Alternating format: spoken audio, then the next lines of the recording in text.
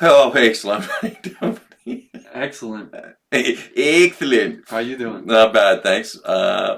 Thanks for showing up. My name is Beitula, and this is Shooting from the Hip. Before we get on with all the good stuff, I just want to say I appreciate you being here. Thank you for taking the time to listen. Keep in mind that what we are doing here on Bet On It, Food for Thought, and Shooting from the Hip. We explore human ideas, philosophies, noteworthy information. This exploration is us thinking aloud, thought exercise, jumping into ideas and examining and re-examining them. You will find we're prone to using adult language and simply expressing opinions. In keeping with that, you shouldn't believe anything we say.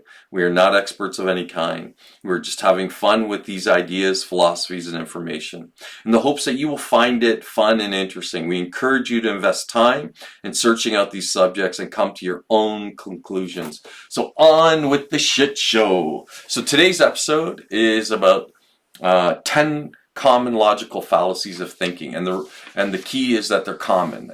That you, in all likelihood, you might actively and very regularly be a participant in them, or experience them as somebody using them against you, right? So I think there's some value in bringing this to people's attention, but just to be clear, if you speak to academics, they will tell you there's as many as 125 logical fallacies. We're only going to present these 10 because these ones are ones that in all likelihood, if you're listening, you will either have experienced or realize that maybe you've actually perpetrated it against somebody, right? So that's what's key to these common logical fallacies of thinking.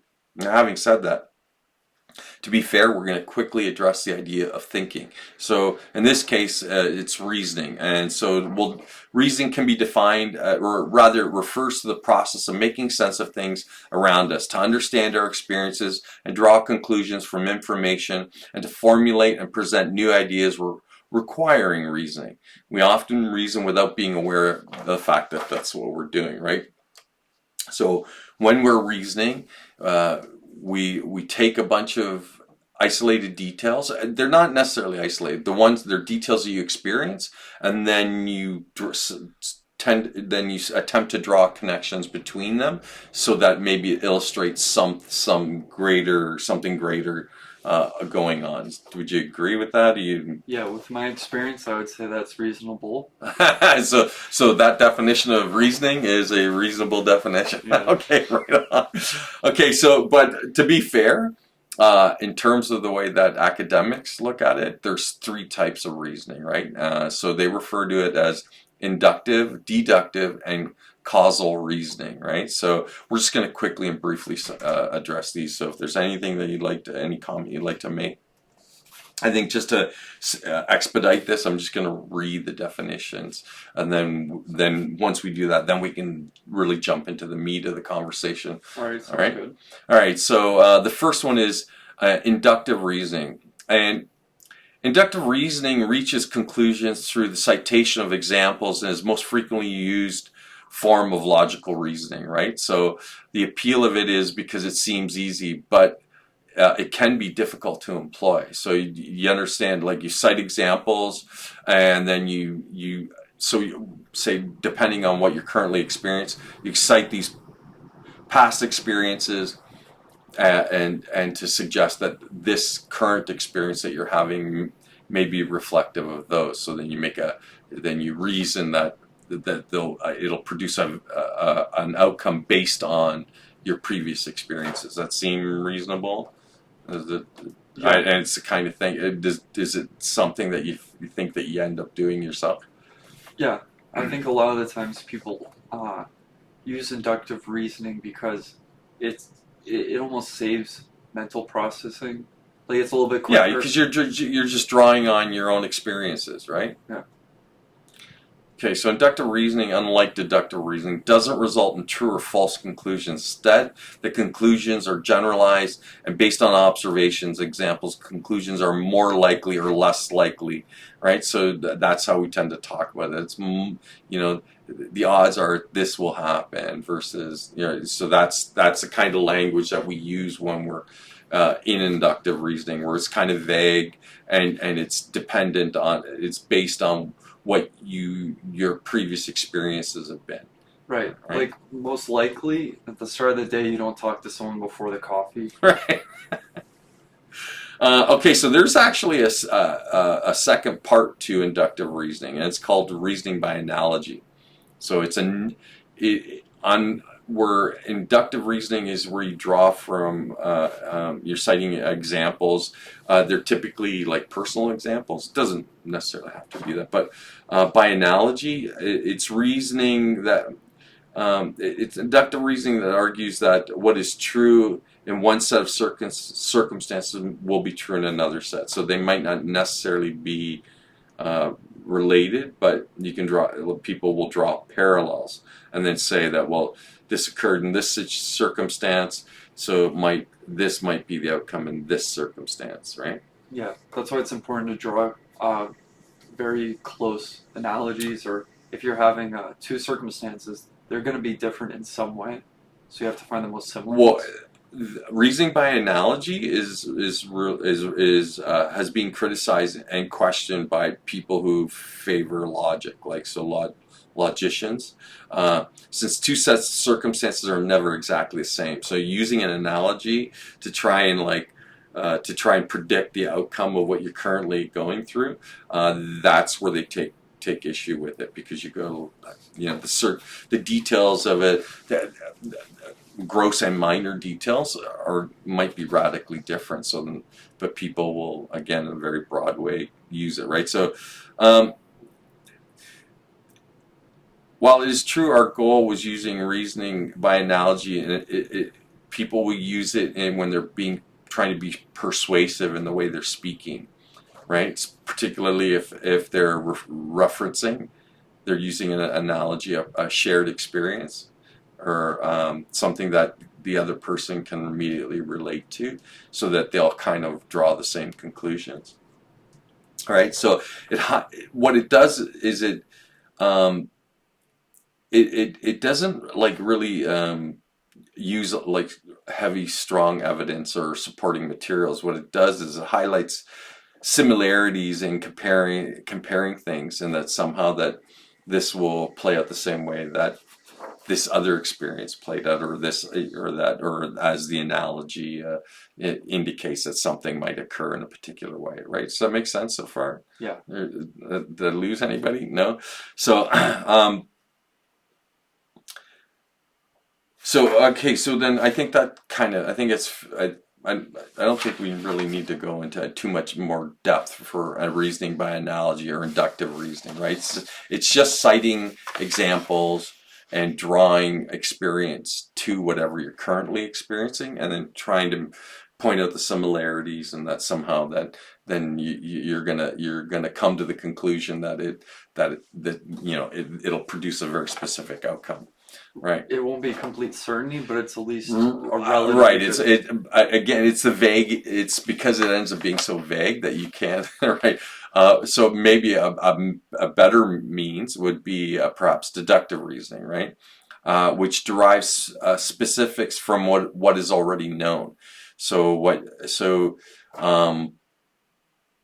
And it was a preferred form of reasoning of the ancient rhetoricians, like Socrates and Plato and Aristotle, in which the conclusion is supported by major and minor premises. So the conclusion of a valid argument can be deduced from major and minor details, right? That illustrate that, or that indicate that the conclusion is accurate. So a common example that is often used is like, all humans are mortal, and Socrates is a human, so Socrates is therefore mortal, right? So, and it illustrates the point really clearly, how you can use deductive reasoning to come to a conclusion.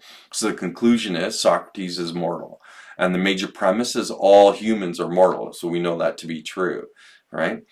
Because we don't know any immortals, so it's safe to assume that he's in fact human. And the minor premise is Socrates is human, right? So the conclusion is that Socrates is mortal because he's human. Right. So it's a super simple illustration, but it really effectively demonstrates deductive reasoning. So and again, it's an effective tool, but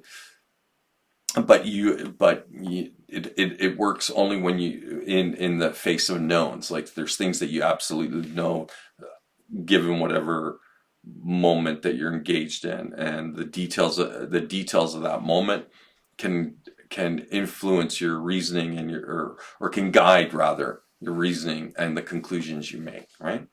Okay, so the third one is causal reasoning. Is there anything you wanted to add with deductive reasoning? Oh no, I was actually going to talk about causal because Okay. it relates to all of the different forms of reasoning. Right. So causal argues to establish a relationship between a cause and an effect. Right. So the attempt to argue for a particular course of action based on potential positive or negative consequences that may result. Right. So to use causal reasoning effectively and ethically, avoiding claiming direct relationships between cause and effect when connections cannot be proven. So the meat of it is that you can prove the cause because you have evidence for the effect, right? Like that there's evidence to support that, both sides of that. So then it becomes completely reasonable why you have an effect, because again, you have a clear-cut cause, right, to produce that specific effect, right? So it's probably one of the easiest means of reasoning, but again, it's heavily based on it's evidentiary, right? Like you really do need to have evidence to follow the cause and effect, right? Does that make sense so far? Yeah, like it requires really clear observation. Right. But and again, good empirical evidence to support what you're observing, right? Because you don't have an effect without a very specific cause. But then when you get into like the more weird stuff of life, yeah, I was just thinking chicken and the egg. Yeah, I'm going that like they don't exist exclusive of one another, right? Like if something's happening, it's going to produce some kind of effect, so that therefore it's a cause. So they're always together. So virtually everything's a cause and effect. So then what's the right order? Do you have an effect first and then the cause? I think we argued that, or not argued, but we presented that as an idea in terms of in influencing the way that you feel during any given moment, and how that might give rise to a better external experience by instead of waiting for the cause, like you get a good job to make money, you internally already embrace the effect, and so you manifest the effect first, and then it'll draw the things that would cause the effect to you, right? Okay, so I know that we're getting a bit far afield, but I just wanted to quickly comment on that. Yeah, like not to get woo, but it's the idea of I don't want to say manifesting because that's a loaded term. Well, true, but it's often used. Like people talk about manifestation. You've had how many different in just the last 20 years, like people present what's it's not necessarily the power of positive thinking, but like if you present yourself as if you've already got the job and then you get the job, they might have done it because you had a good outlook. Or because the way you conducted yourself was that as somebody that's confident and feels good, because that's the kind of person that would get the job. So if you present in that way, like how much of that is manifestation, or you like just putting your best foot forward and presenting in the best possible way, and then so really kind of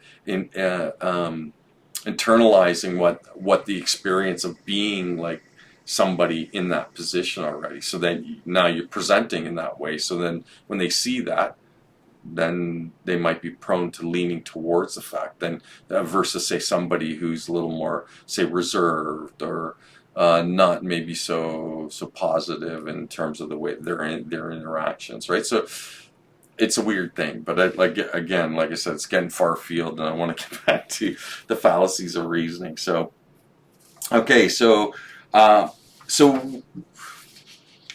when we look at these 10 common logical fallacies of thinking, I think we'll start with the first one, or at least on the list, first on the list that I have. So ad hominem. It occurs when someone attacks directly the person making an argument rather than criticizing the argument itself. So it's a Latin term that translates as against the man.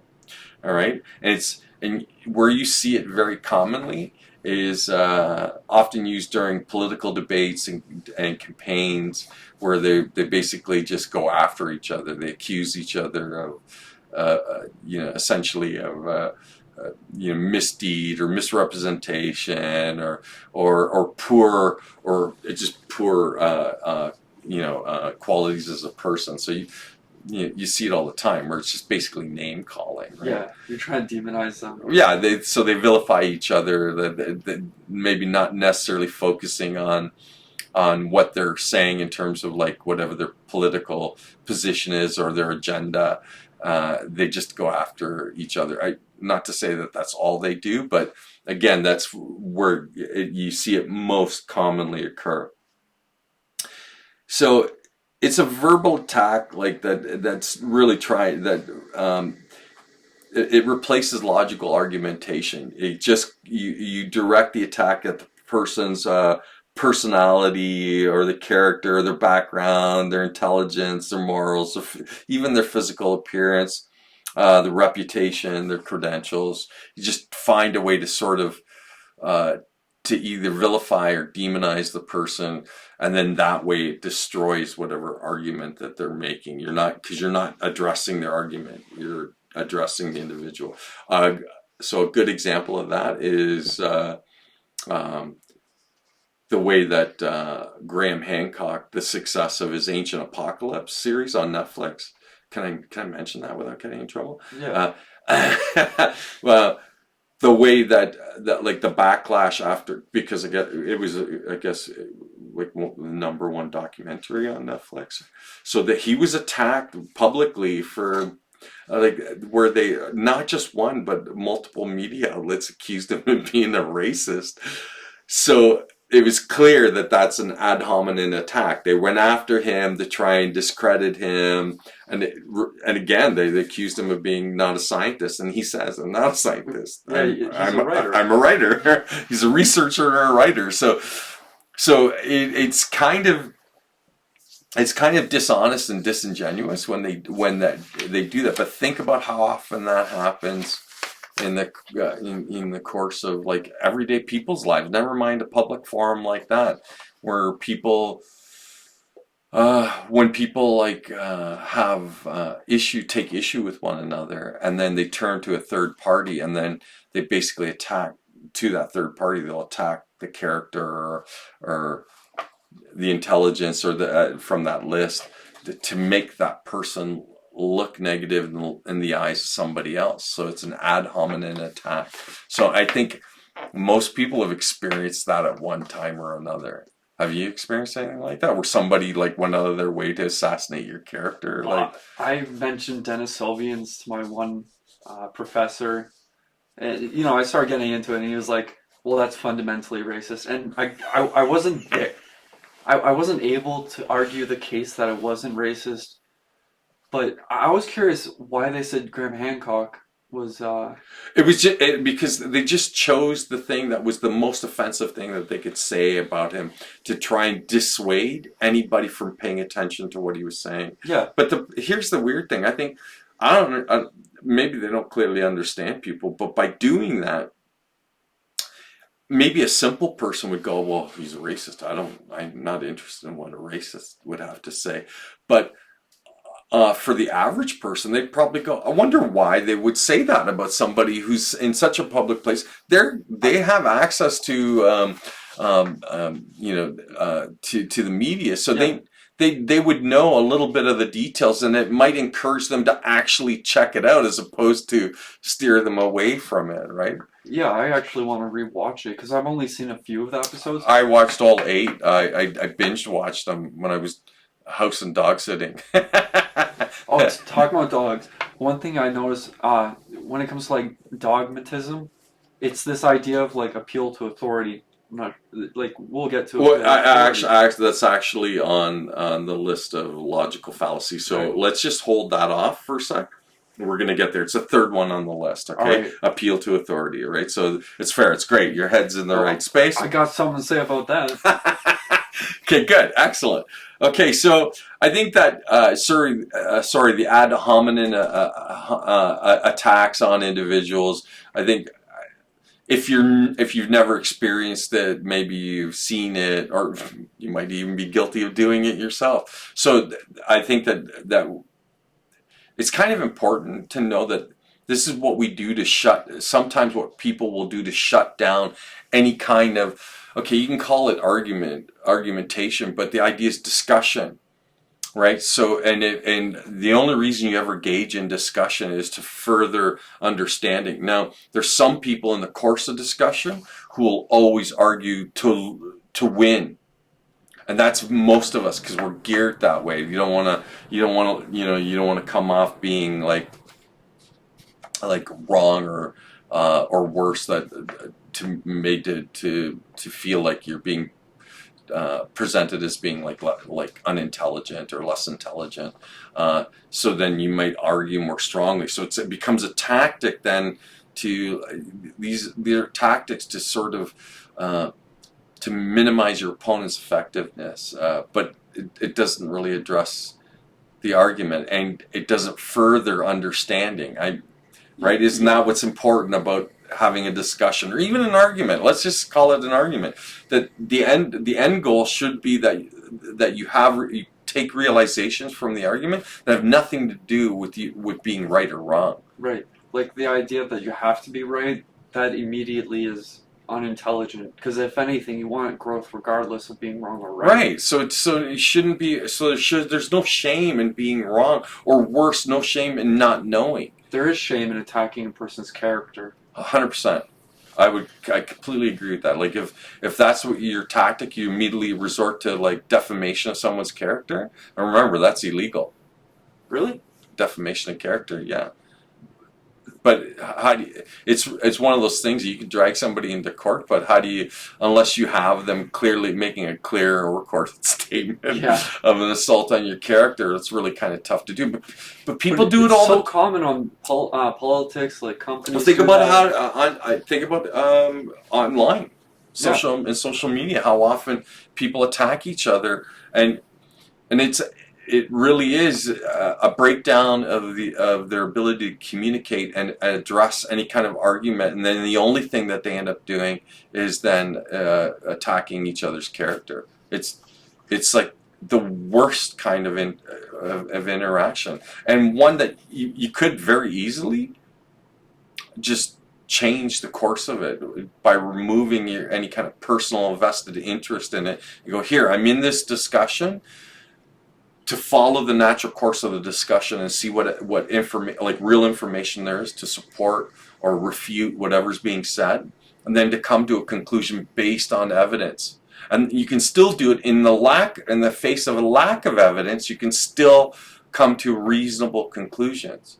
right? Remember, ultimately, it's always supposed to be about understanding, which, again, this amazing tool that's created for greater interconnectivity, and we simply understand each other less, not more, when this tool could bring greater understanding, right? And so isn't that and ultimately that's what we're doing here.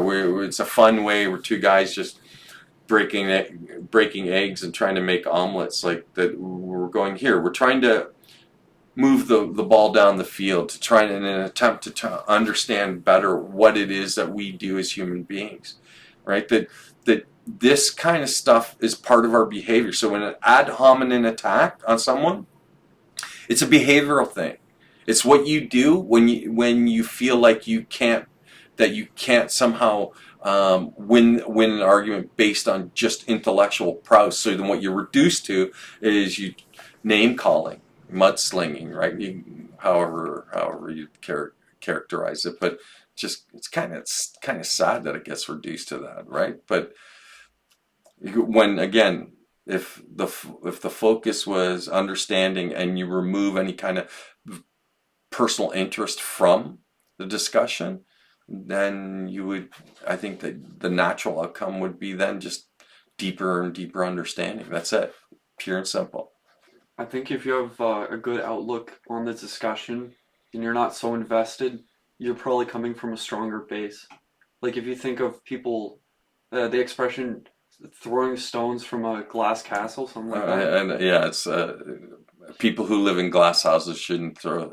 Yeah, somebody who lives in a glass house shouldn't be throwing stones. Right, and there's a lot of that. I would. Well, again, it's everywhere. So it speaks to how poor the quality of our interactions are, and it probably shouldn't surprise anyone that now there's 10 logical fallacies of human thinking. Right? So this is where we are. Yeah, like it's okay to be in that house of glass. It's just you work on it. You don't throw stones. Well, again, I think it requires you to kind of remove any kind of self-interest. This is not about winning. It should be about understanding. So if that became the focus, then you might come at things more just inquisitively, like you just want to know, as opposed to like asserting that somehow that you already know. Right. Okay, so I think we'll move on to the second fallacy. Is that good? Work for you? Okay, so the second fallacy is referred to as the straw man. That's when someone attacks a distorted version of the original argument that they themselves created. So, like, you present an argument. Oh, damn. Shut up. So, you present an argument. And then somebody reinterprets it and then speaks it aloud and then attacks the argument and you. So then they turn you and your argument into like a straw figure which they attack. But yeah, it's a distorted version of what you said. It's not actually what you said. They just interpret it and they distort it so that it lends more credibility to their position. Yeah, they just kind of move the goalpost to seem right. It seem more easy for their argument. Right. So the way that when they're trying to understand the way that it's kind of framed is that the argument goes like this: the person A makes a claim, and then person B creates a distorted version of the claim, and then person B proceeds to attack the distorted version of the claim. Right? So it's because they can't refute the argument as it's being presented by the individuals presenting it. So they just kind of like create a false narrative and then attack the false narrative. Right?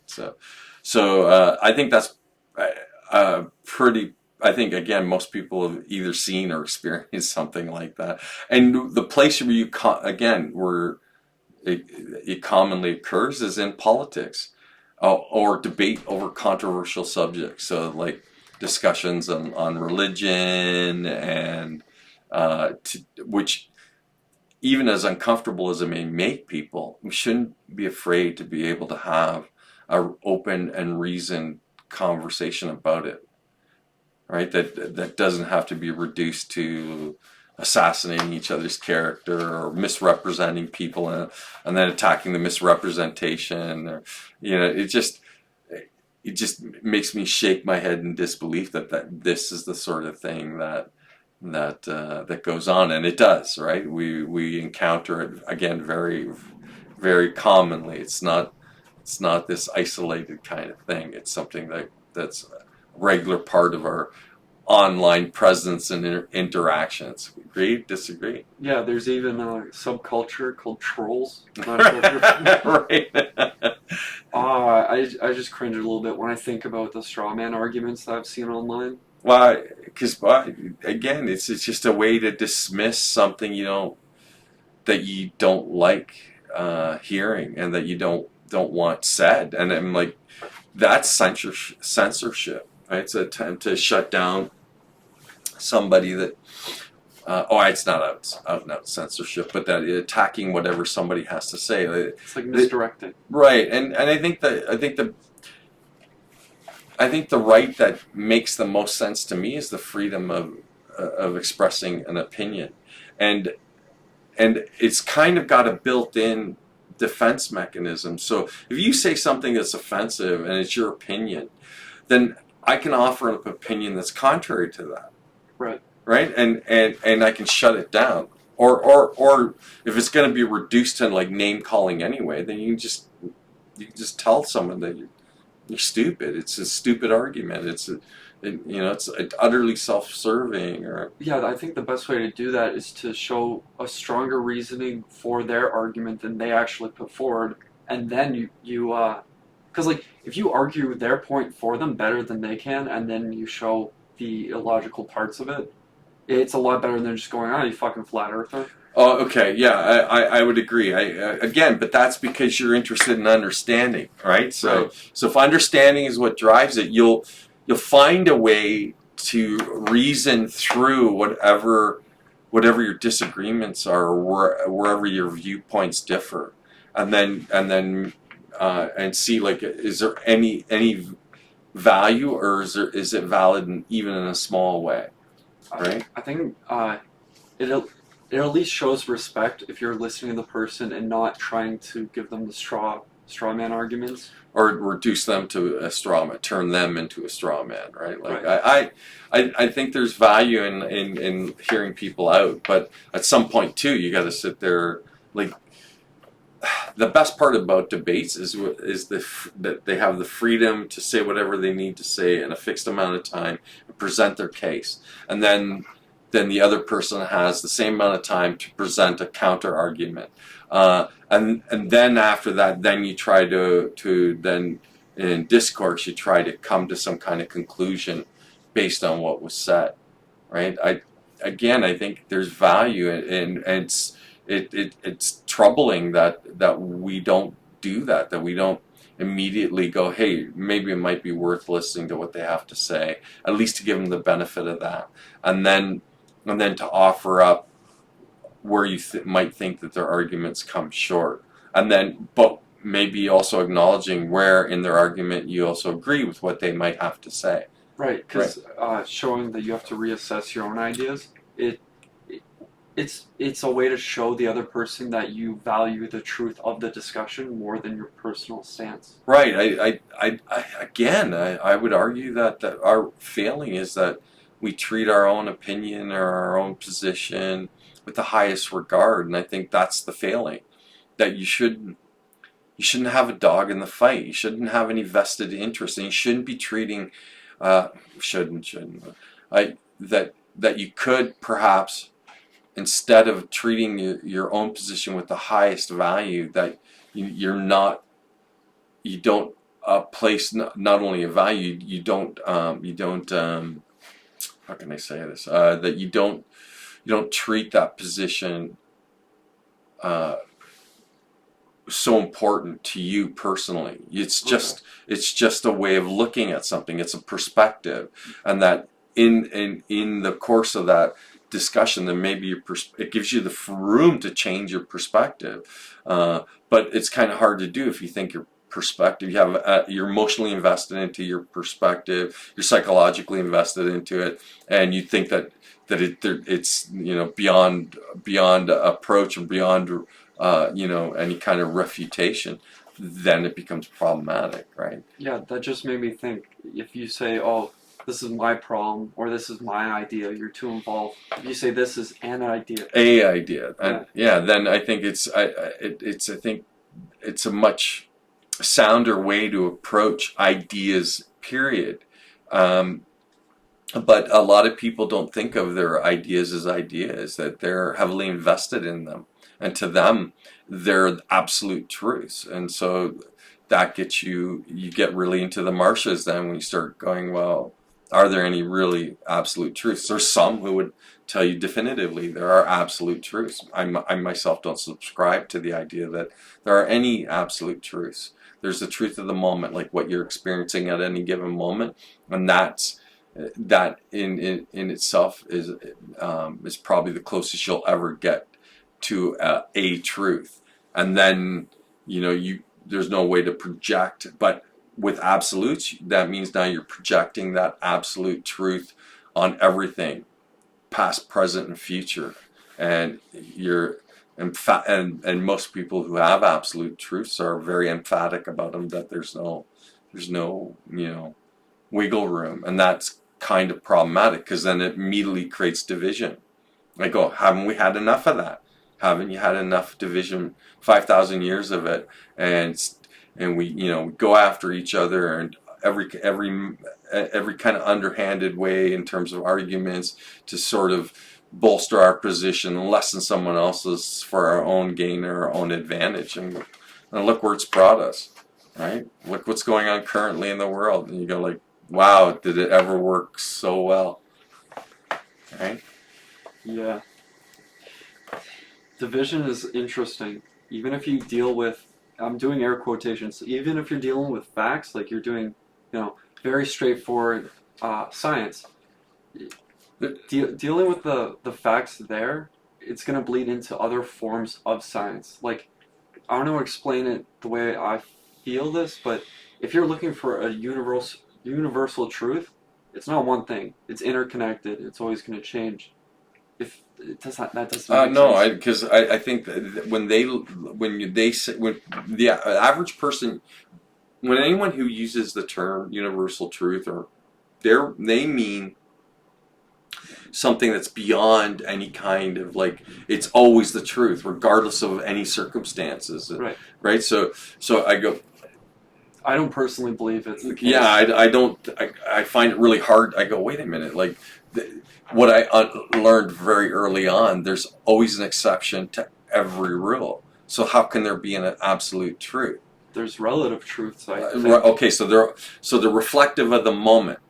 They can only be reflective of the moment. So you have a truth of the moment, but not a universal truth. Okay, now we're getting really far afield, but it's interesting discussion. I mean, nonetheless, right? Like that isn't this what we're confronted with, and so we don't do ourselves any positive service by engaging in assaulting someone's character, willfully misrepresenting their position. That's just you defending your position or looking to win an argument, as though that there was something to be gained from winning it. Ha! I refuted you, right? Like, that there's no value in that. So maybe the 10 logical fallacies, if anything, they indicate how important then reasoning is for the purposes of understanding. I think that throughout the course of this conversation, you're going to often hear me talk about the value of understanding. But it's a direct result of why we're looking at these 10 logical fallacies. Any other comments you'd like to make with regards to straw man? Not regarding the straw man. Okay. Well, understanding, very paramount. Okay, actually, yeah, I agree. That it should be the driving force. It could be the driving force of every person walking, but that requires you to get them to sort of look at reality with curiosity, and to be inquisitive, and to see things not so much as a threat, but more something to be explored.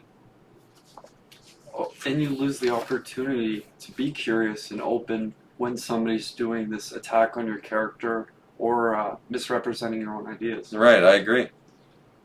Okay, so I think we'll move on to number 3 then. And number 3 was what you wanted to jump into earlier. It's the appeal to authority. So it's pretty essentially what it says. It's asserting that something must be true because it is backed up by someone who is allegedly an authority on the subject. And you can't. it's a bit of a weird thing. You can't like dismiss experts, but if you're going to lean on experts who represent authority, then it has to be a group of them. It can't be a single authority, right? Because then what you can get is maybe a consensus view from multiple authorities. So instead of relying on a single authority, that's dangerous because they can abuse that's the problem with the appeal to authority. It's the abuse of the authority, or they can abuse the position because they're recognized as an authority, and then they can lie, Right. right, to further their own ends. That's why I think there's a greater value, and then you get a number of authorities, not like one or two, but like like when you have 7 or 8 of them, or 10 of them, or 12 of them, and all weighing in on the same issue. Way more value, because then, particularly for those of us who aren't experts, because we're reliant on them to share what they know and understand, I think it's important then to hear contrary arguments about the same thing from experts in the same field. Instead of valuing a single expertise, then you turn to a number of them, and preferably independent of each other, because you don't want them all associated in some way, because then they might all just be collude to produce whatever outcome, a desirable outcome for them. Right. It's like reading from one book that's made from a group of friends. Yeah, right. So what you want is differing points of view within that same discipline. So they don't, that they're not going to be entirely in opposition to each other. There's going to be places where they do agree. But I think it's important then to hear a counter argument to whatever argument any expert of any kind is ever making. That's why we're not experts here on the show. So it's the appeal to authority by no means always unfounded. The problem is it can be misused, and that's the danger of it, right? And again, it's the kind of thing where we have to, because we're kind of dependent on them, because we're not experts in any given field, that we need their counsel. That's why I would never take counsel from any single one individual. That you get a number of experts to weigh in on the same subject, and what you want is a difference of opinion. And let's hear what the differences are, and then plead your case. Make your argument based on evidence, not hearsay, or worse, because you said so, because you know better, because you're the expert, right? Which is, as soon as I hear myself say it, all I hear is how dangerous that is. Right, because there could be there's so many dogmatic views that could come out of it. Right, because again, any one person, they're flawed human beings. They're fallible, so they can make mistakes. So it's good to have more than a single perspective on any given subject, right? Particularly the same subject, most especially when it will have a lasting effect on you, that you need to then be very clear about what it is you're going to decide to do. So, and since you're not an expert, a given expert yourself, you need to rely on knowledgeable people sharing what they know, again, all for the purposes of understanding. So you can be better informed, so you can make a better choice, right? Or better choices. Right. Right. So I think that pretty much sums up appeal to authority. Anything you'd like to say? Yeah, don't trust the guy on the cereal box just because they say, it's magically delicious. Oh wait, that's that's actually another form of it's one of the other 7 common logical fallacies, right? Where it's not an appeal to authority. but where what they'll do is they'll end up. Actually, it is appeal to authority. Yeah, because he's a leprechaun. They know about magic. Sorry. Let me backstop there a little bit.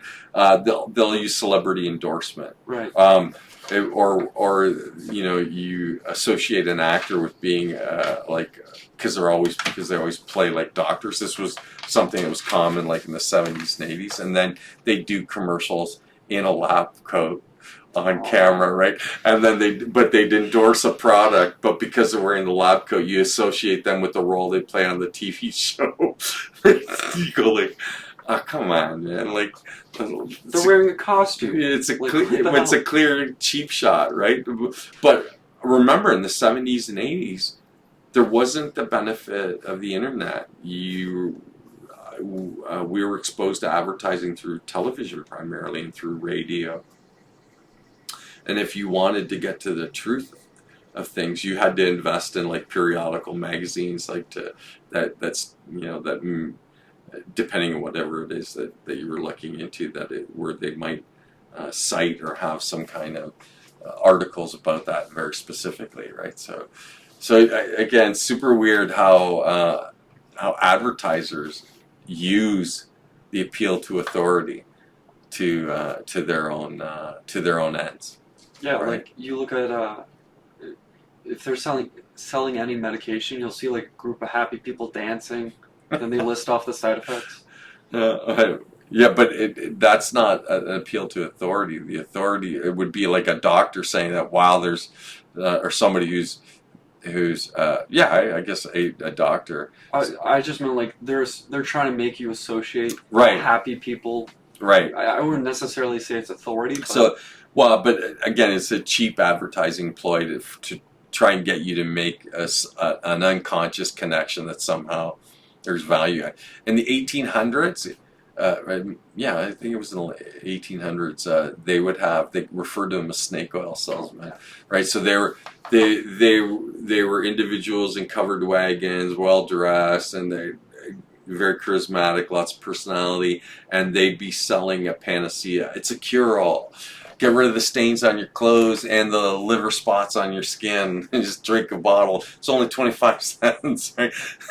They'd roll into a town and unload their wares and then take off before people could catch up to them, right? So it makes you wonder if that sort of thing is still going on. And they'd refer to themselves as, I'm Dr. So-and-so, whether or not they actually had a degree or were a recognized doctor was not even relevant. And you could sell without a degree here, I bet. Like even now, it'd be a lot easier to catch you. Yeah, but you can't. But you can't walk around telling people you're an expert in something without some kind of credentials, right? Back then, you could get away without being. That's the point I was trying to make. That you could get away without having credentials and making the claim that you were accredited, right? That you were recognized as an expert. So I make no claim to expertise of any kind. I just do the stuff that I love to do. I highly recommend everybody actively pursue those things that you love to do. Just start there. Everything else will fall into place after that. Anything else you'd like to add to perhaps appeal to authority? No, I'm okay. Okay, good. Okay, so we're going to move on to number 4, which is slippery slope. And that's taking the argument from the first sensible premise to an undesirable or extreme conclusion. And it usually what people do is they make very hasty connections. So they'll start out sounding very reasonable, and then they'll take it to an extreme, right? It's also known as the absurd extrapolation. It works by moving an argument from a sensible premise to an undesirable extreme conclusion, right? And in terms of an actual example of it, it's when they were arguing for the legalization of gay marriage, what they would offer up as a counter argument is that the legalization of gay marriage would lead to eventually lead to legalization of polygamy which would be the complete downfall of like marriages, and it would ruin the entire institution of marriage. Well, guess what?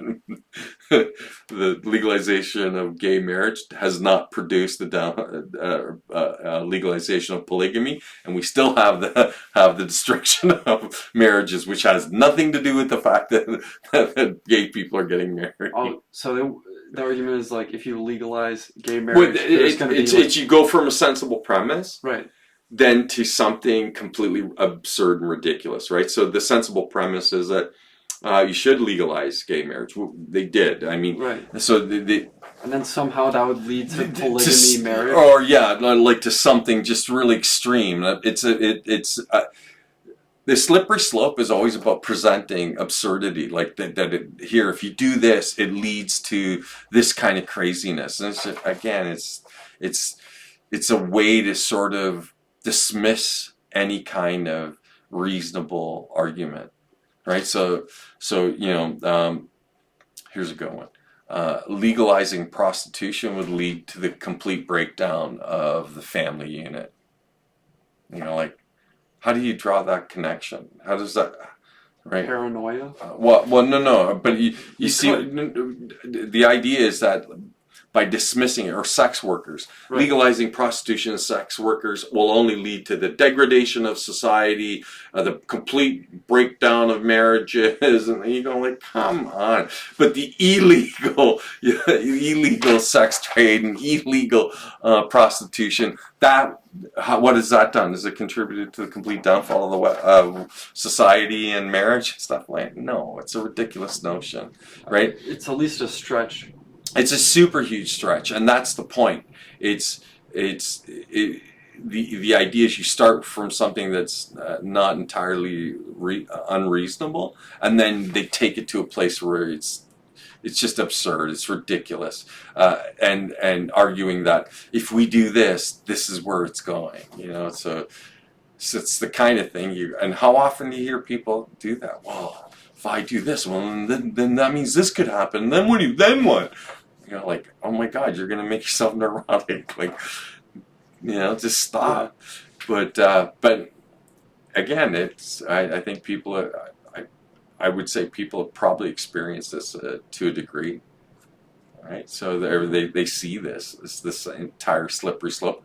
I don't know that it comes up that often in politics, but I can think of an example. Oh, do you? You got one on the top of your head? Well, here's a different one. Let's say someone ate too many beans and they don't want to make their family uncomfortable, so they lock themselves in the room hoping gas don't get out. But it sneaks under the door. So, you're still gassing them out anyway? Yeah, they're paranoid. Oh my God, I'm so sorry. I don't think that's exactly what a slippery slope is. Well, what if he starts locking down his neighbors? He's like, oh no, too much gas.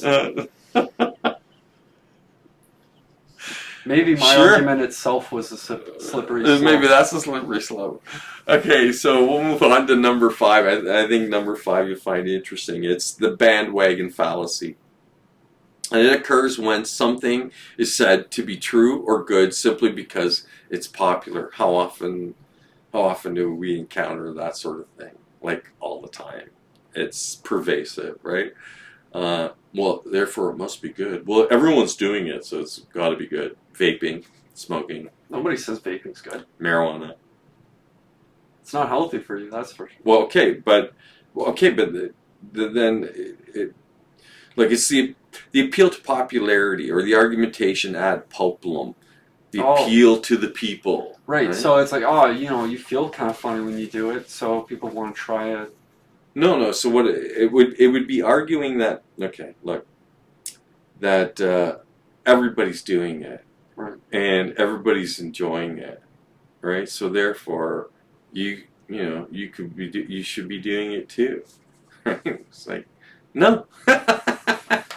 That's wrong. Bandwagon mentality, right? That the idea that given that it's popular within the context of with the society or amongst a particular generation, or that somehow that it's valid and it's valued, right? Yeah. Which isn't necessarily or entirely true. right? So, Right, like, oh, look at Kevin, Jim, and Stacy. They love vaping. They're having a great time. Just try it. right, well, I guess, right? But remember when I was growing up in the 70s, there were TV commercials where doctors would endorse a particular brand of cigarettes. It wasn't a real doctor, it was an actor portraying a doctor who would be support, and everyone's menthol's the way to go. Everyone's smoking them. That's bandwagon, right? And that's bandwagon and appeal to authority. I even think I remember seeing one of the commercials on YouTube. Are you talking about the animal that sells ciggies? No, I was talking about like they'd have like a guy who was from an ongoing TV series he played a doctor. He was an actor, played a doctor on an ongoing TV series. I can't remember the name of the TV series, but it was in the 70s. Everybody recognized him as this character that he played, and then he was doing commercials wearing the lab coat that he would wear when he's on the TV show. So you immediately make the connection that he's the doctor. He must know what he's talking about. And then I believe in the 60s they had endorsement.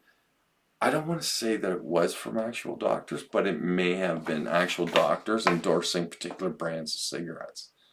Right? And they're American advertisers, to be fair, but you can imagine, right? Like now, none of that.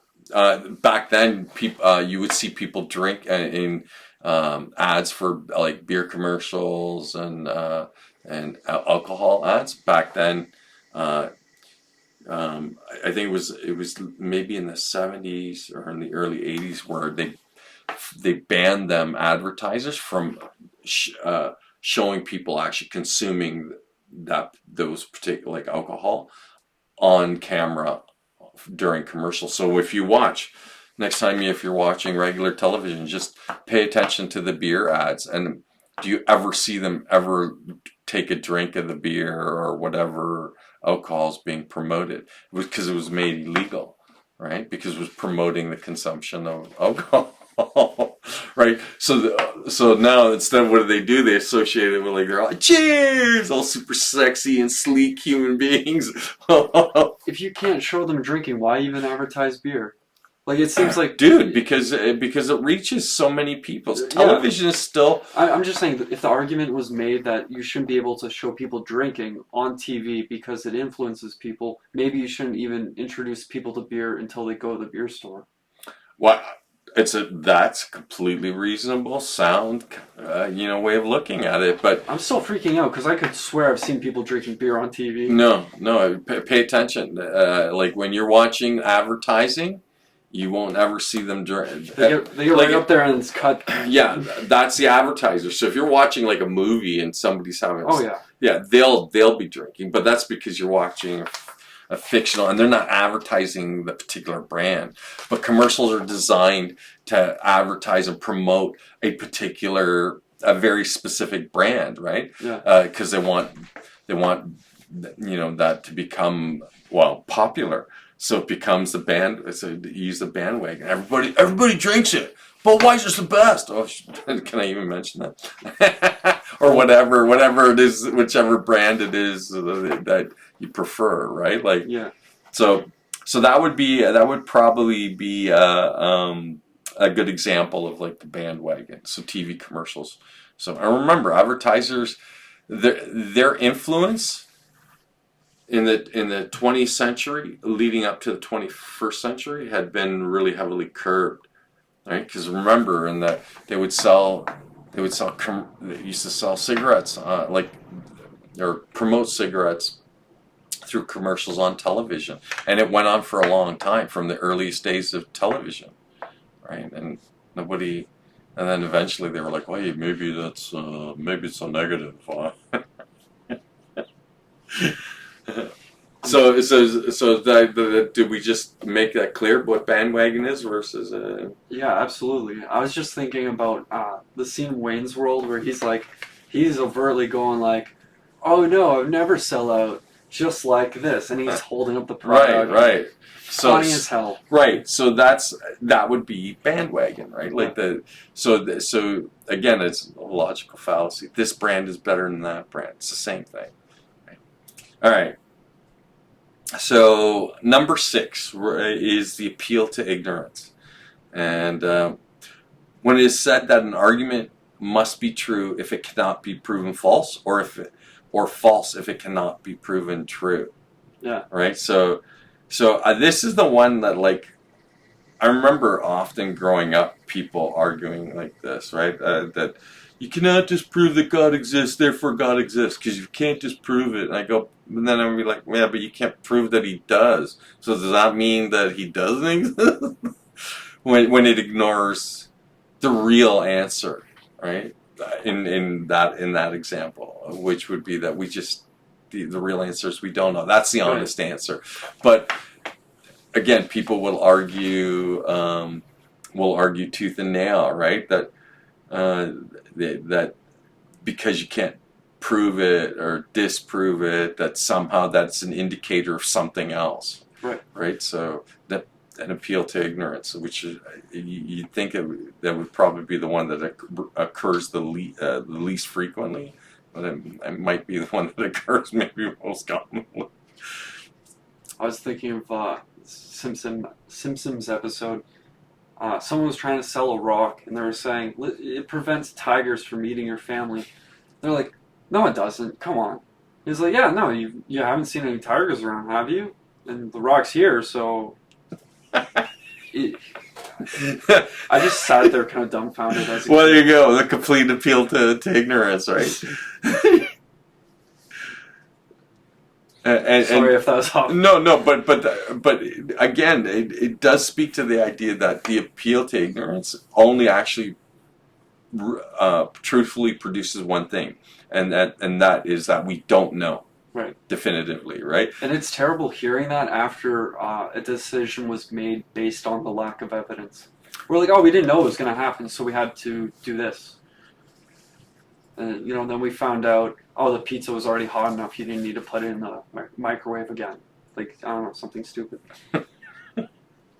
Yeah, so I think it's again one of those things that people use to try to, as a way to kind of win the argument. They try to baffle their opposition with bullshit, right? Or what on the surface sounds like it's well reasoned, but you go, that's ridiculous. The connections is invalid.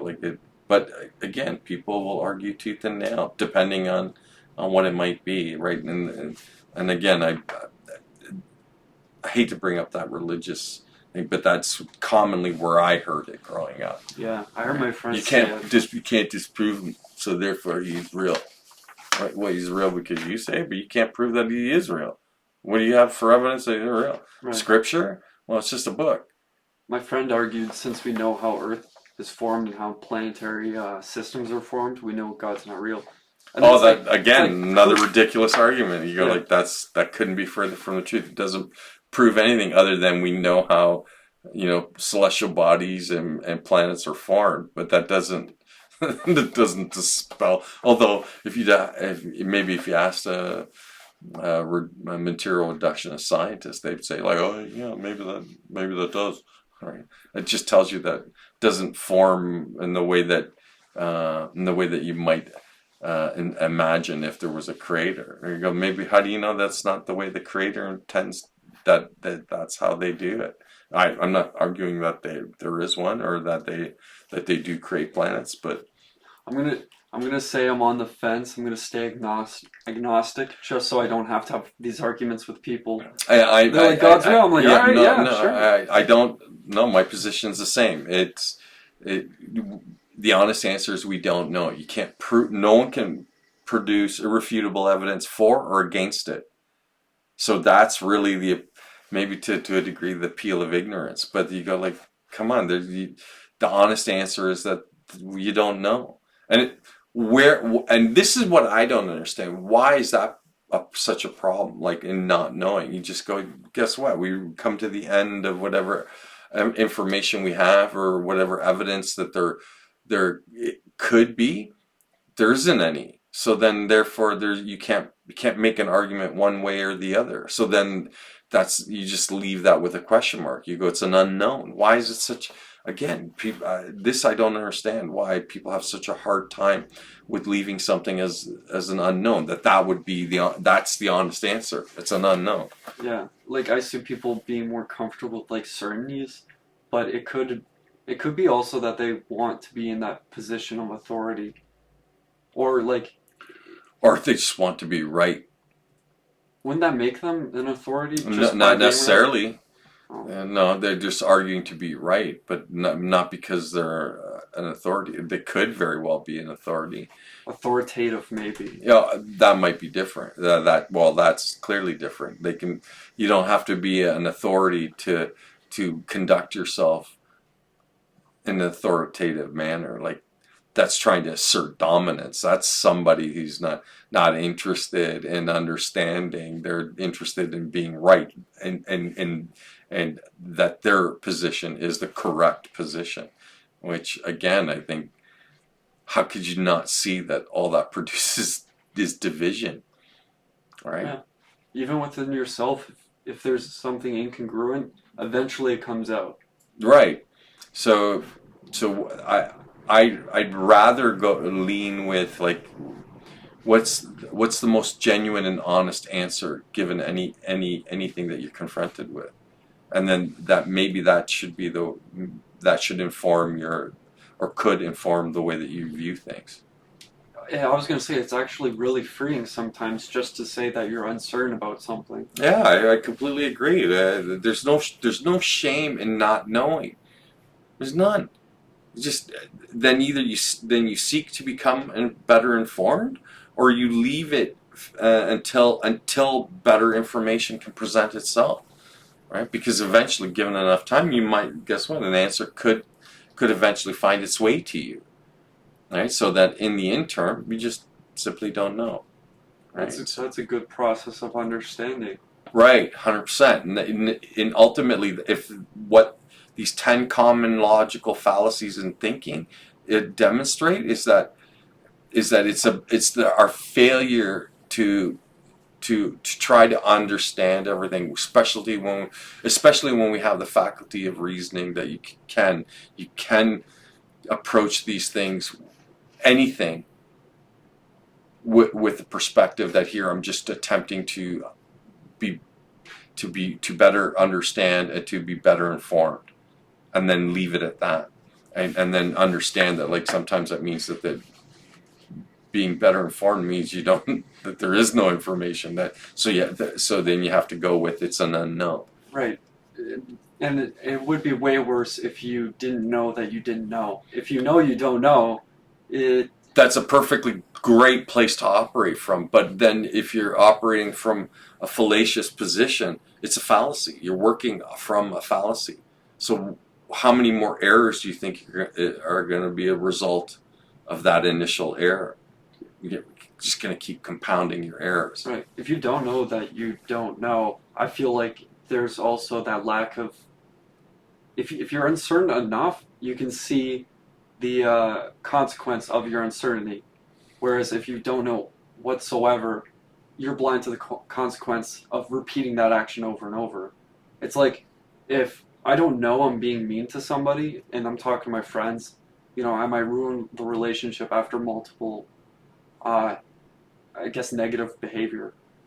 But if you know that you're that's oblivious negative, to, right, and then you can put the brakes on yourself, right? That you can address the behavior yourself, and that's the beauty of understanding. You're doing it yourself. You're not, right? That there is value in you, the individual, coming to terms, understanding, right? That there's nothing. There's probably, in my estimation, there's nothing more valuable than being understanding, right? And that I think will serve, that not only serves you well, but serves everyone else really well too, right? So I think it's fair to say that. I don't think it's too much of a stretch to imagine that we all benefit then by adopting a position of where we're seeking understanding, right? So that might be fair. I'm almost certain it's fair, but I don't want to say I'm certain. I'm going to stay away from the absolute certainty. Yeah. Okay, so number 7 is the false dilemma. This occurs when two choices are presented as the only possible options, when in fact there are other alternatives, or the other alternatives do exist.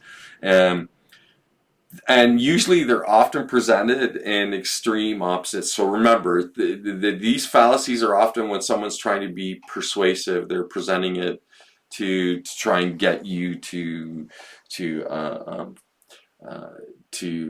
accept whatever claims they're making, right? So, and they usually present it as an either or kind of, it's either this or it's got to be that, or all or nothing, or it's black and white. How often do you hear people make that assertion? You're either with us or You're against us. Right? So again, I'm surprised that, particularly by people who take up that position, how they don't see that. They don't see how what it does is it actually encourages division. And when you go like, isn't that part of the problem? Isn't that the thing that we're struggling with most? Is the fact that we're so divided. And what's the answer to the division? Perhaps understanding. Right? So, but they'll still foster, no, I see the world as black or white, right? Fuck them, they're wrong, they don't deserve to be here, wow, or whatever the madness is. Yeah, and being so like in that position, you're gonna eventually push away people that might be able to show you uh not inaccuracies exactly, but like the flaws in your thinking. Because like ideally, even someone who disagrees with you, let's say there's no like right or wrong, they'll still be able to show you uh, the illogical assumptions being made on your side. Okay, So they're your friend. Okay, so a good here's an example I actually like that I think illustrates the point really, really well. I think you might find it interesting. So someone asserts that euthanasia is illegal, and and because it's illegal, that demonstrates the value in human life. Or that if you legalize euthanasia, then what you decided is that human life is worthless. Right? So that's the black and white argument, right? That false dilemma that, if we... Yeah. That's a tough one too. Well, it's a mix of slippery slope and black and white, right? So, and you see that now this kind of nuttiness, they do overlap with each other too, right? So going from ad hominem attacks to straw man, it's just the way people will try to dismiss any kind of discussion or argument that they don't like and don't want, to shut it down, to prevent. Again, it ultimately just prevents any understanding from coming to light, because you can only have that through discourse. You need to be able to kind of explore whatever the issue is, and be nuanced in that exploration. Like, would you say objective? Objectivity, I'm going to make the argument that all 10 of these logical fallacies that are common to thinking are a result of subjectivity, self-interest. Let's be clear about that.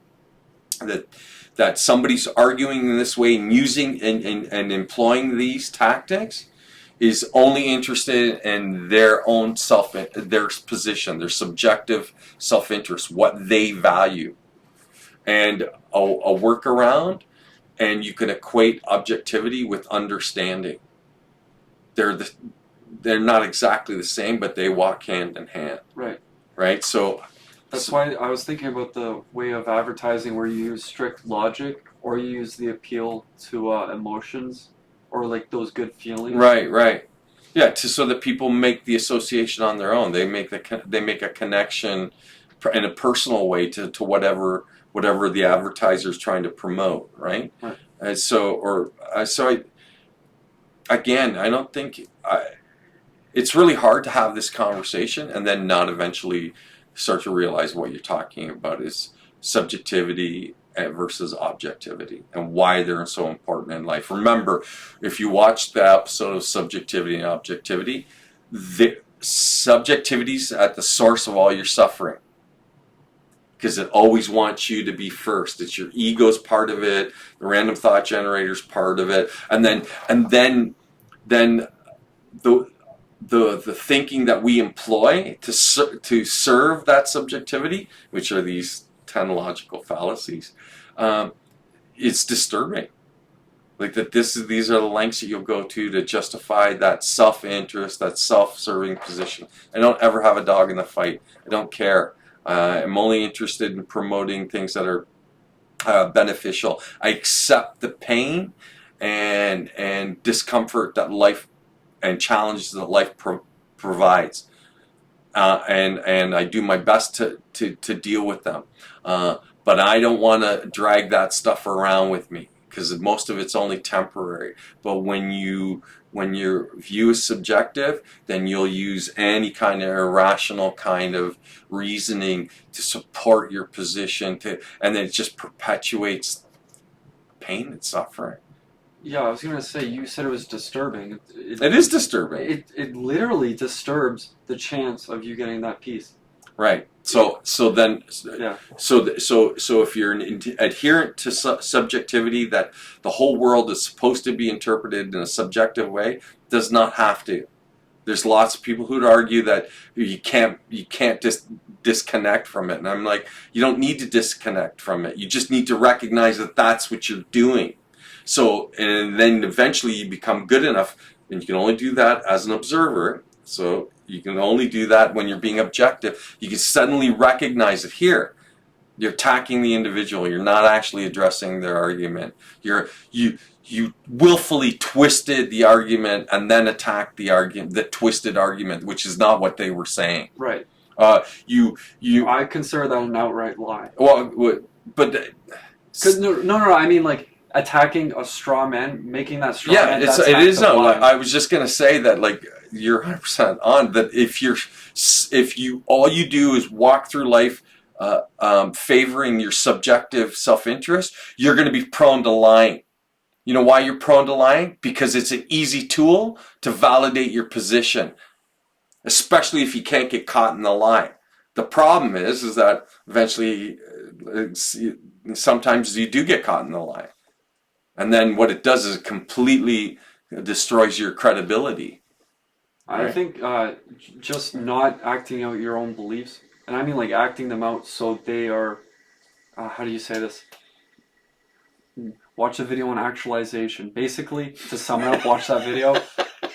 So when you're being self-actualized? Yeah, when you do it, there's that piece. If you don't do it, you're going to feel the incongruent beliefs you have, and I think they're going to compound. I would agree, and they'll compound your anxiety and stress. Absolutely. And so that'll feed more into how aggressively you'll act to protect your own self-interest. So then you'll resort to these 10 logical fallacies more and more frequently to defend your position. You'll cite appeals to authority. You'll lean on an appeal to ignorance to somehow make your position, and it's all so that you can promote your position and put it first. When you go, and when you do that, it's at the expense of understanding, right? The real value in all of this is why we're talking about this, is to demonstrate and to illustrate how important understanding is, to seek understanding, and to be fair, that you can only do that from objectivity, and objectivity doesn't exist in a vacuum. Of course, you're subjectively invested in reality, but objectivity allows for you to be able to see when you're behaving in a self-interested, in a self-motivated way, and then it gives you that moment to pause, to go, is this really the best course of action, right? Or do you end up resorting to this crap to sort of justify your position, and to somehow paint yourself in a more positive light when it's complete falsehood? I was gonna say I really, really enjoyed the objectivity subjectivity conversation. We're going to revisit that eventually. We're going to Yeah. get back to it eventually. I wouldn't say it's a prerequisite, but it ties into this stuff so well. Well, and we are bringing it up in due course of this conversation because it's appropriate. Yeah. Right. So now trying to illustrate like here that we need to really pay attention to our own behaviors, because in a more broader sense, that's what we're talking about, right? And these are ways that we do behave, and that you should have an awareness that we do this stuff. All of us. Right. And we perpetrate it against each other. Well, if all of our problems are a result of our thinking, then the failure is in our inability to think about our thinking. And then to see there's a failure in that. Like there's something that's not beneficial in actively going that way. Don't get me wrong. Subjectivity has its place. But if it dominates everything, there's no balance, then you're out of balance. You're imbalanced. That means you're prone to what? Extremism. You're either leaning one way or the other. And what did we just finish talking about with the false dilemma? Either it's either or you're all or nothing, or black and white argument. You go, come on. The whole of all reality is just varying degrees of gray. It's shades of gray. The whole of life is just varying tones. Right? And the only way to make sense of all that stuff is to come at it from a place where you're balanced, not out of balance. So the real struggle that we're actually talking about is not just discovering about the balanced place, but then everything you do to maintain the balance. Because it's not like, oh, hey, I'm balanced. I realized that this is it, and now we're here and never have to do anything again. It's a constant struggle. It's supposed to be. Keeps you sharp, keeps you on your toes. Right? If I remember what I was going to add on, Sure. I'll add it later. But yeah, no, that's great. I don't need to tell you.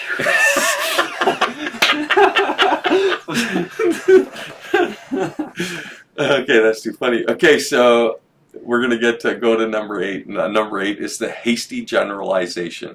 So this logical fallacy happens when a general conclusion is drawn based on a small sample size or limited evidence, right? So it's, you get a little bit of information, and then you superimpose it on an entire, you make, again, it's kind of almost absurd, right?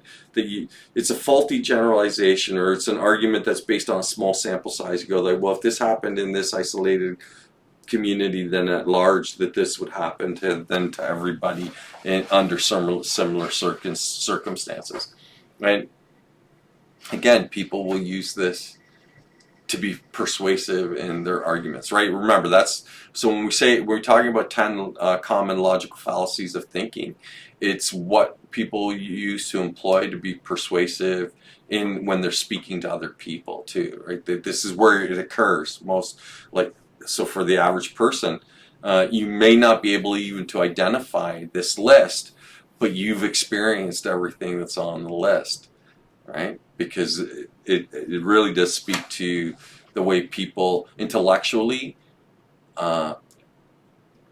argue to support their position or anything that they do. So it's the way that they do it. So hasty generalizations. A good example is like, I knew somebody smoked 2 packs of cigarettes a day for 30 years, didn't do nothing for them. Like, how bad could it be? Well, it's cancerous bad. That's how bad it can be, right? Yeah, it's a weird generalization. Right.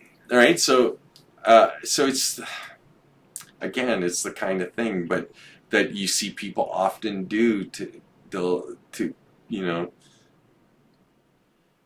support their whatever claims or any assertion that they're making, that somehow they'll argue in the broadest kind of sense, in the most general way, that somehow that it's accurate. And again, we realize that it's just a tactic to that people will employ to argue and support in defense of their position. Agree, disagree, don't care. Don't care. Whatever, dude. No, but it's definitely. I would say it's a crutch when you have a chance to use logic. But that's the thing. If you're using a straw man or a steep slope or any of these types of arguments, whether if it's intentional or unintentional, there's an opportunity to get yourself away from it and go back to inductive and also deductive reasoning. Well, you can look at hasty generalizations as also being kind of really rooted. Your biases tend to come out in those hasty generalizations, right? Because you're going to use them to support, again, that subjective self-interest, right? Right. And so stereotypes are become something that you'll cite as an example, like in the hasty generalization, right? So it couldn't be more incorrect, right? Because there's always, again, no stereotype is accurate. Like there's only a degree of accuracy to them, but by and large they don't really they don't sum it up in its entirety, like, because right. there's always something that defies the stereotype, right? So within any type of group you draw, there's going to be more differences within that group yeah, than cross groups. right. Like a lot of young teenagers might be, yeah. I already know people are biased on that, young teenagers, but there's going to be one or two, and they're just absolute icons. Like, they're super cool, they're Justin Bieber's or whatever. I don't know that I'd call him super cool, but dude, I wouldn't, but some people, like him. I'm sure he'd be interesting to talk to. Yeah. Oh, I have nothing to add. I'm just no, you're just laughing. Okay, so that might be a good segue into number 9, which is the red herring. So this occurs when someone deliberately attempts to move the issue under discussion to a new and irrelevant topic. So they're just basically changing the topic. I think I can understand that. Right, the red herring. So it's like, I think you could call it like a bait and switch. Right? If I ever do that, call me out. It works by derailing the actual issue being discussed to an irrelevant topic. So like, to try and cite a good example of that would be like, somebody arguing that evolution is a good explanation for being human, and then someone suggesting that they're offended that you would suggest that we all came from monkeys, and that's not what you said, right? Like, yeah. I can get that. Yeah, right. Like it's a diversion tactic that's often made to seem like a valid point or a counter argument to whatever's being said. You're not actually addressing whatever the concern is that you're trying to avoid. That you by interjecting something that's unrelated in a way to sort of like dispel the argument or the discussion. Right. It's not like the person in that argument said directly, "You came from a monkey." Right. Like they're just saying they were just saying that evolution's a good way to explain maybe origins of human life. Right. Right. And then they immediately take it to an extreme and go in a radically different direction. Maybe another example would be that. I'm kind of hard pressed to come up with a red herring. Sorry, guys, because I'm trying to think. Like, it would be like you're in the middle of discussing like how much you how much someone enjoys, say, doing saying smoking cigarettes, for example, and then to not have to address what's being said, then they start talking about something like their favorite color. I was just gonna say, if you're talking about smoking and then I just walk up, hey man, I saw a blue herring the other day. We're smoking. It's like, now we're talking about fish, right? So it's a way to sort of like avoid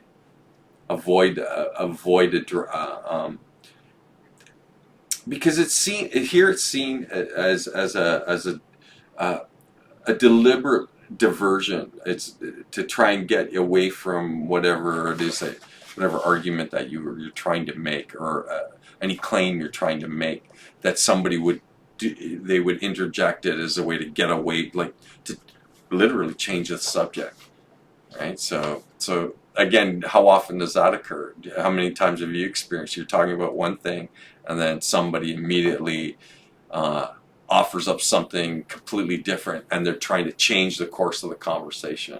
I accidentally bring up tangents all the time. You do it, so you drop red herrings everywhere you go. Is that what you're saying? Whoopsies. No, but not maliciously. Like no. It's like in the back of my head, I know it's related, so I'm trying to like express it and then understand it through my expression. But then it always goes. So remember, this stuff doesn't necessarily have to be malicious, right? It's just it's the failure. It's the failing in the way that we think. Right? Sometimes it can be fun just to play with these things. Sure. Right? I'm sure you get miles of it, like humor out of it. Building the straw man argument out of your friend. He's like, well, when you think about all this stuff, it would lend really well to comedy, right? Isn't that maybe these 10 logical fallacies, aren't they the premise to all good comedy? I actually never thought about that. So for you aspiring comedians out there, maybe you should have the list of 10 common fallacies in human thinking, or logical fallacies in human thinking. Saying all that, we'll get to number 10, is the appeal to tradition, right? So this is when one claims that something must be good or true because it has been practiced for a long time. It's traditional. It's the way we've always done it, right? I don't know that much needs to be said about that in and of itself. That when they lean on that, they're trying to shut down any kind of discussion with regards to whatever the issue might be. And typically they'll defend the position by simply stating that we've always done it this way. If it's not broken, don't fix it. I would like to hear that from somebody, because if they argue, we build houses the way we do because structure is important, you need to survive. You could argue, well, we've been building structures forever, but the way we do it now might not necessarily be the best way to do it. You could successfully make that, because of the example that you cited.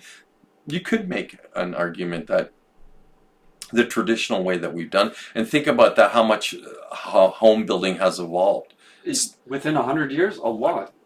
It's pretty significant, and so would you then, because of the way that they do it now, if somebody were to argue that homes were better made 50, 100 years ago, because they reflected a higher standard and quality, right? That it was the way that we always did it, but guess what? They overturned that because for the sake of convenience. Now, having said that, I don't know how much that has to relate to this appeal to tradition, or which is what we're talking about. But that's the argument.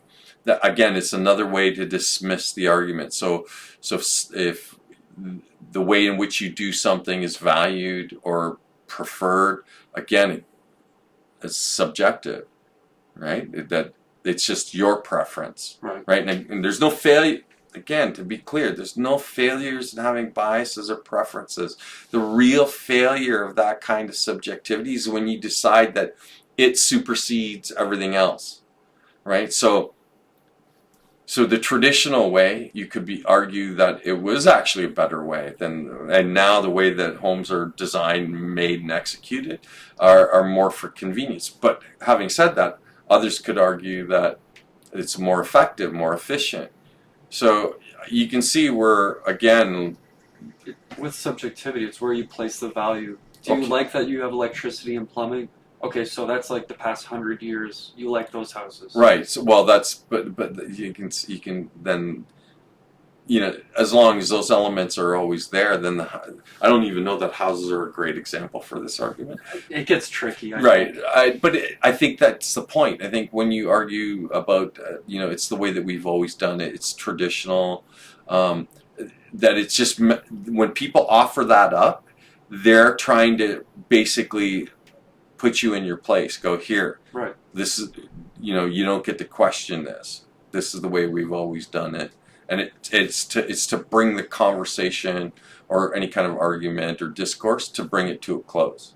And that's really terrible to hear when you have somebody who's saying like, oh, this is the way it's been. It's like, wait a minute, this aspect you're speaking about has only been around for, like, let's say 50 years. 20 years. Even. Yeah, like, oh, cell phones, they're better when they're like this. It's like, they're very new technology. I don't think we have any traditional understanding of them. No, well, okay. Maybe you rotary cited, well, no, because that's not even fair. Like, because they were just, rotary phones were just phones. Where cell phones are like, at the very least, it's a mobile phone. And what it actually is almost the reality is that it's a mobile computer and an entertainment system all rolled up into one with camera function. Yeah. Yeah, you just eliminated what in the 70s, what people would have to own, like 5 or 6 different items, like a stereo, a tape recorder, an actual camera, a wall-mounted rotary phone. All those things all rolled up now into a single device, and that fits in your pocket. Even cooler, you can access your money through your phone. I don't know that that's really all that cool, but you can talk about it. But I would argue that maybe the traditional ways in this case might be the better way to go. But you shouldn't take my word for it. I don't own a cell phone. How would I know? I'd like to have a conversation about that. Well, we're here. No. I mean, like, long term, what's better, old phones, new phones? I don't know that I think you would just be reduced to a subjective kind of argument that, like, people could only express, like, how it either benefits or doesn't benefit them specifically. So I don't know that there's any in that. I don't know that there's any on any real. I don't know that you're going to gain any kind of, like, significant understanding, right, beyond the fact that, like, each in that case, in terms of cell phones, I would argue that each to their own. So if you whether you use it all the time or you don't use one at all, that's perfectly preferential, right? And preference. This is a good example why preferences and biases aren't necessarily bad things.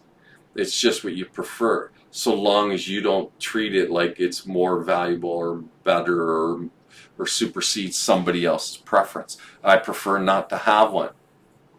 But I'm amazed at how often people feel like well, if you had one, then... But I don't have one. Right. Why are you talking to me like that? You might have a preference for traditional phones because I don't have a preference for any phone. I know, but I'm saying traditional, like, on the wall phone, because once you leave the house, it stays there. That's right. Someone like me might love the idea of being interconnected all the time. Yeah, which is fine. But again, or it might be a burden. Well, it's probably, the answer is there's probably a bit of both, right? So and being without a phone, is it troublesome? Well, not all the time, but guess what? There's times where it would be really convenient to actually have one. There's no arguing that, right? And I would never presume to tell people that you're crazy for having a cell phone. You should be like me and not have one. That's, again, couldn't be more ridiculous if you tried. It doesn't matter to me whether you have one or don't have one. What matters is whether I have one or don't have one, and it only matters to me. So, and I don't impose that on anyone else. I don't care if they've got one or don't got one. I don't have one. I don't care to have one. No desire. Just another meaningless piece of technology. Like, don't get me wrong. If it works for you, it works for you. But I'd rather vest my time in other things, right? And in part, again, technologies, especially personal technologies, it's all so relatively new that there's no way to really predict how much of a real impact it's going to have on us as individuals. And considering how much is already working against us, the last thing I need to be is struggling with with an electronic split personality that's in my pocket, constantly trying to get me to do shit. I go, yeah, I have enough of a hard time with the one that's internal in this body. I don't. The last thing I need is to have an external one, electronic one, also getting on my case, to do shit. Yeah, it's okay. Hard pass. But again, I don't look down on anyone because they have them. Yeah, I'm not gonna get rid of my phone, but I'm happy. I would never. I'm happy you found what works for you. Yeah, what? But to be fair, I am a different generation, and I think it's been brought to my attention more because of how dependent your generation, younger generations, are on their technology, and that's fine. I just don't like the idea of having to be dependent on something external. Right. Ever. I totally agree with that, and I'm concerned about people using their phones to pay for things. I'm not concerned about that. I'm concerned that at some point people are going to go, we don't really need cash. We'll just do cards. We'll just use tap on our phone. Well, that's an interesting conversation, right? It's an interesting conversation in itself, but I don't have an opinion one way or the other. I don't even care anymore. I really don't. I hate to say that, but I'm cashless society. Cash is king right now. So until it changes or becomes a point of real concern, I don't see. I'm not gonna wrap myself up in something that may or may not happen. Right? I find it really difficult to believe that they'd suddenly be able to get the whole planet to switch from hard physical currency to going completely digital. I go, Yeah, I feel like there would be enough people refusing. Yeah, I go, that's a really super hard sell. I go, come on, it's kind of an easy sell to some people my age. Hey, look, there's no arguing. Oh, look, there's no arguing the convenience. Right. Right. There's no. That's just part of what technology's provided. It's just made things easier and more accessible. And that's meaningful to some people. Right. But my argument is how to use it, and how are you master of the technology, or is the technology master of you? And everybody who favors the technology, not one of them asked that question. And it's not my job to get you to bring that to your attention, or to get you to even ask that question. I ask the question for myself, and I don't like the idea of being dependent on anything externally. So whether that's meds or there are some cases where you can't avoid it, but given an opportunity or given an option, I would rather not be dependent on anything. I'd rather be independent, and rather rely on things that are a result of discipline, training, and actively practicing. Right? It's why I favor meditation. Right? It's not an accident. It appeals to my sensibilities because it's self-determination. It occurs as a direct result of my action or inaction. So I like the idea that I can actively take part in the direction that my life takes, instead of. And I'll ask you, how many of you who have phones, and how many of you are being guided by the phones, or how many of you are guiding your phone? Now, I don't know what this has to do with the 10 common logical fallacies, but again, other than it's a behavioral thing. 10 logical common fallacies of thinking are things that people do to be either persuasive in speaking to other people, or to dismiss something they don't want to hear, or an argument that they don't want to address, because ultimately they'll realize they can't win. That's why they resort to these tactics, right? So so that you can make any argument you want on virtually anything, any subject that we're confronted with. And in this case, we're talking about phones. You can argue endlessly to dismiss them. I wouldn't do that. Like, you can use these to argue for and against having phones. I would just exercise or ask people to be more mindful and thoughtful in the use of them. Most people won't. They'll completely turn themselves over to the phone. That's your business. Bully for you, not mine. I don't care. What I care about is people being balanced. Balanced people do not go around fucking each other over. But subjective, self-interested people, they'll rely on 10 common fallacies, logical fallacies of thinking to throw a fuck into anybody that gets in their way. Definitive enough for you? It's very definitive. Right, so these things are not like the fact that they exist, and I didn't make them up. I didn't create the list, right? And if you ask the experts who think about thinking, there's 125 of them, but these are the 10 common ones, right? These are the ones that means when you say common, that means the ones that we employ, we, you, me, everyone, right? So and because I'm aware of them, because I actually do recall having employed them, and I'm ashamed of the fact that I ever did.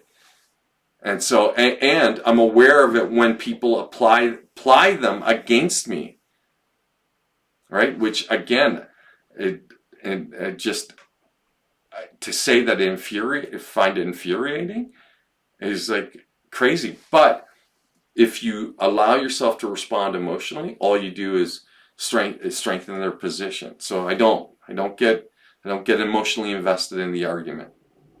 I just present as reasonable an argument that services understanding first, right? Yeah, when we talk, it feels like a discussion every time. Even when you're making an argument, it's not for the sake of the argument, it's for the sake of continuing this discussion. Because it's important. I think you represent it really well. Oh, thank you. I appreciate that. But because I think there's, because I think there's real value in us having to be in a constant state of dialogue. Yes, I think so. Because that's how we promote understanding amongst ourselves. We're 8 billion of us, and there's so much that causes division among us that we need to actively, as individuals, seek things that actually break down those barriers, right? That to dispel some of that division, and the only way to dispel it is then to be in service of, or to seek understanding, right? So, and I think that it's important. I think a dialogues should be always forever ongoing, that it should never come to a close, or else you get reduced to this. Right. You get reduced to these, to using these tactics to always protect your position as though somehow. Remember, there's lots of people walking around there who think that their position is absolutely the only correct position. It's not the position, it's the only position. Yeah, it's strange because I've seen subjectivity leading to positive conversations. Like, oh man, I love food. I like this type of food. You like that food? Oh, That's why food's good. That's why I'm saying. I go in and of itself inherently. There's nothing wrong with it, because subjectivity is like saying preference or bias. There's nothing wrong with them in and of themselves. The failure is when you treat them like those are like your subjectivity, your biases, your preferences. We all have to agree on the outcome. That's the rules. Like, no, you don't have to agree on anything. But what we should always seek to do is to understand each other better, and then from that, maybe we will, in a real organic way, maybe then we'll find common ground where we do agree, and we don't. So therefore, you don't have to agree on everything. You just have to find a common ground where you do agree, right? And that's a perfectly good place to build a relationship, because in all the conversations that we've had in Shooting from the Hip, everything ultimately, in the broadest sense, not a hasty, but in a great generalization, that we're talking about relationship and the way that human beings relate to one another, right? So it's the quality of the interactions that we have with each other, and that's really what ultimately what we're discussing, and regardless of what the topic is, it all dovetails into the idea that here we need to seek understanding, and you need to express. You can spend your life expressing and seeking the highest expression of yourself, the highest quality version of you, and having the highest quality interactions with other human beings, because you seek the highest quality understanding. And then all of that, guess what? It informs a better quality life. Then suddenly we can all hold hands and say kumbaya, no, which will never happen. but that's what we're talking about. That's essentially what we promote. That's what we're promoting, right? And in the course of the conversation, hopefully that's what comes to the surface. Yeah, no, I think it encapsulated really well what you just said. I don't want to call it a summary. I want to keep talking if you want to, but no, I think we're kind of at the end of that, yeah. end of the road. It's okay. We're going to do this again. Here, I got one question though. Sure. To get that solid base of understanding, how do you first approach it? Come on, you got this. Yeah, It's okay. a cheesy line. I know. I wanted to get a time check real quick first. Oh, we're at 150. Okay. Dude, time flew by. Oh, damn. Okay, so I'm just going to sum up by saying this, that question everything, but it starts by you questioning yourself first, right? It's easy to question everything outside of you. Start by questioning yourself. And then what you aspire to become is a renegade individualist, humanist, critical objective thinker. All right, so I think that fairly sums it up. Just have a great evening or day or whatever time it is that you're watching. Is anything like that? Nope, same comment. Y'all have a great one. Yeah, I agree. Okay, peace. Have a great night.